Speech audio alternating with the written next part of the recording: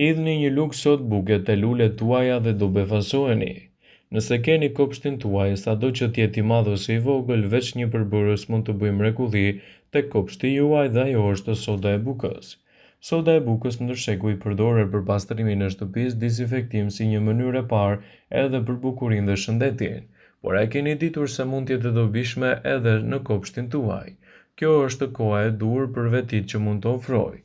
Soda e bukës mund të përdoret në vend të pesticideve për të larguar të gjitha insektet të cilat e dëmtojnë bimën tuaj, siç janë merimangat.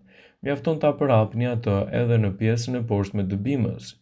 Lulet më të bukura do të ndihmojnë edhe në pastrimin e petaleve të tyre me sodën e bukës. Soda e bukës e aplikuar te bimë do të eliminojë kërmin.